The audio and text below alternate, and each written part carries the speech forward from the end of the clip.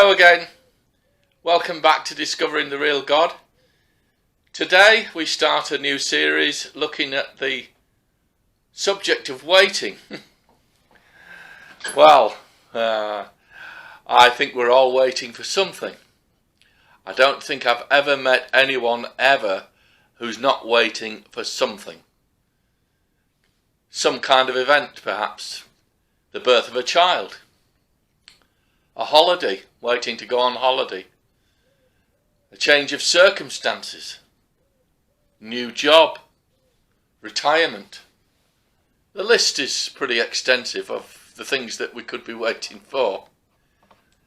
But I think those of us who are in Christ, we not only wait for what is temporal, the things that are common to man. We look at the spiritual. We look at the promises of God. The promises of God come to all who truly serve him. He is a rewarder of those who wait for him. Nevertheless, his promises are conditional. Some of you might be surprised to hear that, but they certainly are conditional. God doesn't just say he'll do a thing and then do it in spite of what we do. No. Jesus said, "Abide in me and I will abide in you."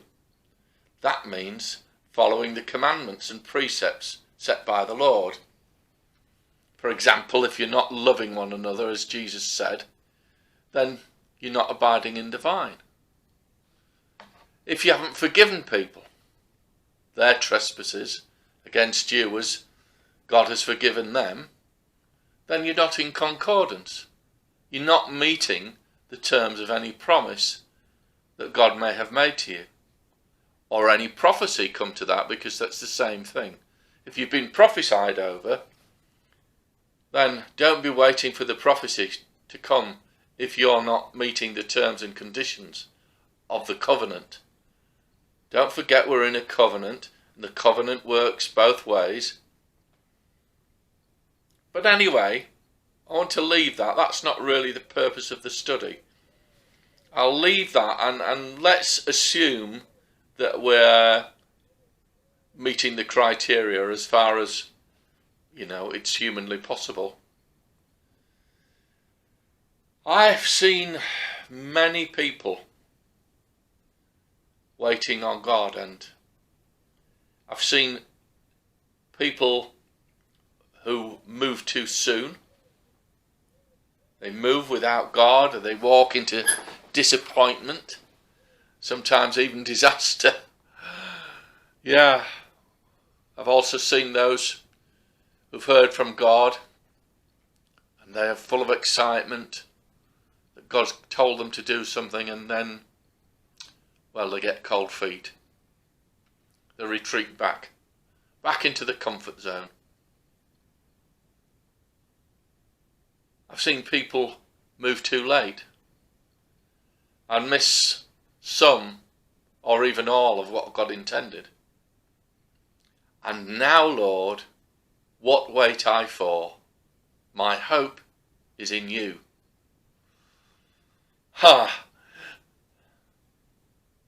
That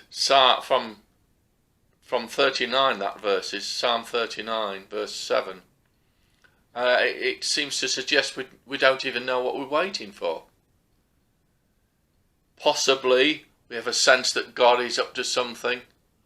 Or we believe that if we are moving on in God, things will change. They're bound to change. And that for the good, of course. We want to see change. I don't know anyone who is happy with the status quo. Well, we shouldn't be, should we, really? If that's the case, there's nothing to do but wait for him. Well, let me just clarify that nothing to do statement, nothing for us to do. It doesn't mean that you sit with your arms folded and you're waiting for the angel to knock on the door and give you your orders. No, that never happens, does it? Well, we know it's happened in the Bible, but perhaps it's happened to people, even people who you know, but I never met anyone who's had an angel knock at the door and tell them what to do. No, we carry on working that which the Lord has given us to do. We don't give up on that because he's not told us to. If he hasn't given us work, then we find something. Ooh, shock, horror, we find something, surely that's the flesh. That's us doing it. Well, we'll leave that one to one side for the moment, and I think that'll be answered as we go through the study. You know, doing this put me in mind of when I was a teenager. I was very, very privileged, actually. It came out of the blue. This is before I knew the Lord and before I was a Christian. But I was very, very blessed. I was approached when I was at the village youths club and offered a place on a sailing ship. It was a sail training association. It was a bit like they have the outward bound courses and that kind of thing. Well, this was the Sail Training Association, and it was a sail training ship called the Malcolm Miller. Now, there were two of these ships. Malcolm Miller was the sister ship to a more famous sailing ship called the Winston Churchill. They were both identical, well, almost identical. It would take an expert to see the difference which was which. Well, on board ship we soon found that the days were ordered.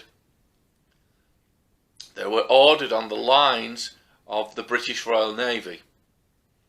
In fact, all the officers and the permanent crew were seconded from the Royal Navy. For that purpose, they were there to instill discipline. We were there to learn what discipline on board a ship was like. We were there to learn lots of things, but discipline was one of the things that we had to learn.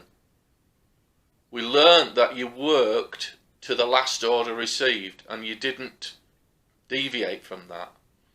There was nothing done out of initiative. That was the very, very last thing they wanted, for us to act on our own initiative. And if you think about that, particularly on a sailing ship, I guess, with all the safety requirements, it would be a complete disaster if everyone did what they thought was right. It just wouldn't work. No, the captain was king. And through the chain of command, orders are followed, and the ship and their crew are kept safe. Thing is, do you want to be safe? Is that what you're aiming for? Is that what you want your life's experience to say? I stayed safe. That'll be on your epitaph. I stayed safe. In other words, looking at the Bible, you could say, Lord, I knew you to be a harsh employer, so I buried your talent. And I kept safe. I stayed safe. I buried it. I didn't do anything. And here you are back again. And what did Jesus say that he would say to that? He would say, you wicked and slothful servant. I don't want that said to me. I don't know about you. What does it say? Just going to read this from Matthew 20. And about the 11th hour, he went out and found others standing idle. And he said to them, why do you stand here all the day idle? I don't think we need to read much of the Bible particularly like if you look at Jesus and the Gospels, we don't need to look very far. Well, I don't think I do, to see that I am absolutely certain that God does not want us to be idle. So let's try and get a grip on this waiting for God. I've tried to think of a number of facets, and I think you could go ad infinitum with the kind of scenarios, but I've thought of 4 scenarios that we could look at, and I think we could learn a lot from those. It will give us a look at various angles, and it might fit yours, it might not, but all these things are adaptable. It's the principles we're looking at. So let's look at number 1. Nothing's happening. God hasn't told you what to do. You're just living your life. You've not heard from God. You're living your life and waiting. Number 2. You've been given a work by the Lord. The Lord has visited you. He has told you what he wants. Something that he has commissioned you to do. Some ministry, some task, some project, whatever that is. You've been given it. But it looks like it's going nowhere. Nothing's happening. Nothing's moving. We've got number 3 now. What if you're doing what God told you to do, but that relies on being connected with a third person? You, God, the third person. God often teams people up to carry out ministries or projects or whatever it is that God's got on his mind that he wants to happen and to be in partnership with us. But one person teams up with another, sometimes as a group,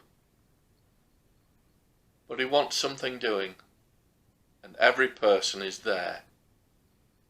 But one, let's say there's a pair, one is not playing their part. And so it's going nowhere again. And you're in a fix, in a cleft stick, as they say. And we've got, finally, scenario number 4. And that is, what if you are prevented? What if you're prevented, physically prevented, from doing anything? You're forced into inactivity, in other words. You're hemmed in by one means or another. Well, let's look at the first one. Nothing is happening. God hasn't told you what to do. Maybe God's left you for a while to see what you will do. He wants to know what's in your heart. What's your heart's desire? What is it you want? You're waiting on God. Ever thought God's waiting for you? Do you know, I think that of all the Christians I know, probably well over 90% who are waiting for God, God's waiting for them. I can say that, I think, really with confidence. God's waiting for them because he wants to see what they're going to do, what's on their heart. You can't have that, Steve. You can't have that. Because God is the beginning and the end. He knows everything. And that is to a certain extent correct. But if we look at the Bible, we know that God limits himself. He wants to partner with us, so he's limited himself, and he does not appear to know what will happen in any given situation. If you think about it, right from the beginning, it's there. Now, God came down in the cool of the evening. It says this is Genesis 2, come down in the cool of the evening and started shouting, Adam, Adam, where are you? Well, why didn't he know where he was? He's God. Why didn't he know where he... Oh, he'll be down in the meadow. He'll be down near the big oak tree. No. He was shouting him, where are you, Adam? It was not usual for God to have to hunt for Adam.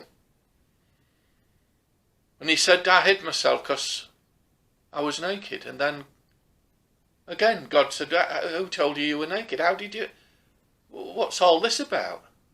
I mean, God really knew very quickly what it was all about. But he didn't appear to know in advance.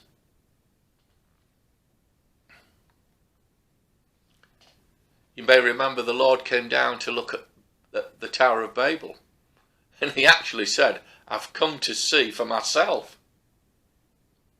if what I've been told is correct, is accurate. I mean, he says in Job that he finds fault with his angels. Maybe this is one of the examples. I've come down to see if what I've been told is accurate. Well, why didn't he know if he's the beginning and the end? Before Sodom and Gomorrah were destroyed, he came down again. He sent his angels. He said, we're going to have a look, and if it's true, I will know, he said.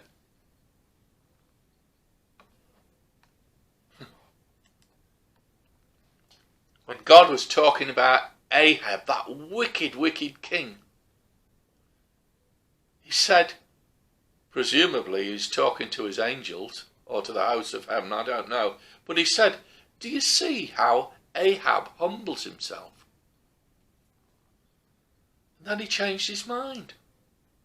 He said, because he humbles himself before me, I will not bring the evil in his lifetime, but in his son's day. Because he knew his son's heart, of course. I'm not going to bring evil because he's humbled himself. He didn't expect that. God never expected Ahab to humble himself. And he changed his mind. I mean, it's there. 1 Kings 21:29.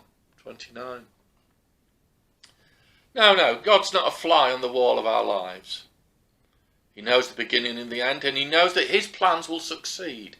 His plans can never fail, but we can fail. Individuals can fail. But God's never caught out. He's planned everything. There's always a way forward in God. We have to have it that way if you think about it, because if God ordered everything in our lives in that sense, the scriptures say that, he knows our lives. And he does, because he knows our hearts, but he doesn't know every single detail like that. He's limited himself, because if he didn't limit himself, then we wouldn't have a free will. We would be like caged animals. You open that cage and we go down that passage and we'll open another door and you can go down there. No, God's given us a free will. I think it's very thin, the free will. That's my only opinion. I say this to my friend who's a Bible teacher, and I say, look, I think it's very, very thin, the free will, because God knows so much about you that he'll put you in circumstances that he knows you will take a particular way. And I think that's the genius of God, if you like. That's God's all-knowing capability. But we do have a free will. We do have the right to say no, even to God. But we are dealing with the creator of the universe. So let's realise who we're dealing with. Well, if I haven't convinced you, I'm actually not here to convince you. I'm here to share with you. If you're not convinced, that's absolutely fine. I know what I feel like, that revelation I've got. Because If you look at your own life, surely you could do that. Look at your own life and say, God's never done anything before you've done your bit. God always, always, always says, you do this and I'll do this. It's never, ever the other way round. It's always conditional on us doing something first. It's always conditional on us stepping out.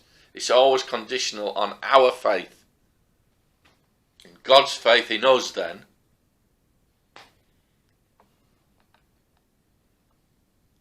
he said about Hezekiah. However, in the business of the ambassadors of the princes of Babylon, who sent unto him to inquire of the wonder that was done in the land, God left him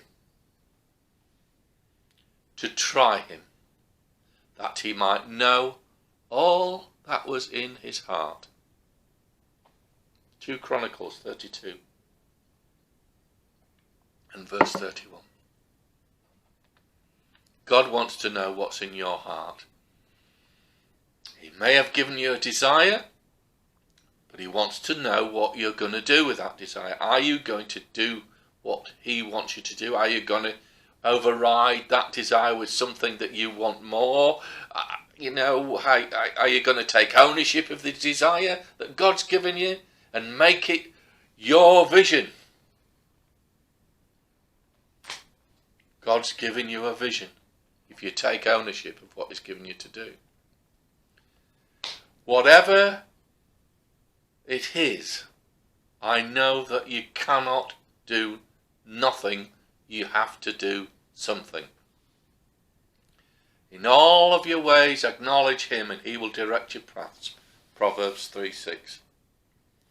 He can't and he won't direct you if you're stationary. It's like a policeman on traffic duty. Can only direct traffic. They're doing all this business, aren't they? With the white gloves on, they don't do it these days, but sometimes they have to. They only can direct traffic if it's moving. They can only direct, God can only direct your path if your wheels are turning. So the first thing that we have to do is examine ourselves. Are we doing the basics? Are we living according to what is laid down in the instruction manual that we've been given in the Bible? If I needed to tell you that what you should be doing, the basics, then you shouldn't be watching this video about waiting on God, because you haven't done the first part. You should be living according to what you've signed up for. If you have put your hand up to commit to Jesus, then you should be looking at your life and examining yourself and living according to what God has told you to do. Husbands, love your wives. Wives, obey your husbands.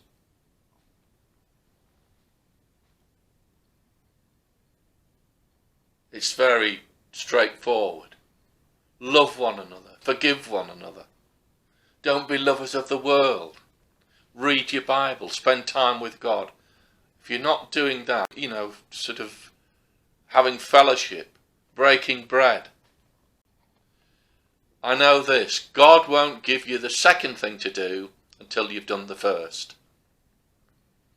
You have to do the basics. No, I don't mean you have to be perfect, otherwise we'd never get anywhere. I certainly wouldn't.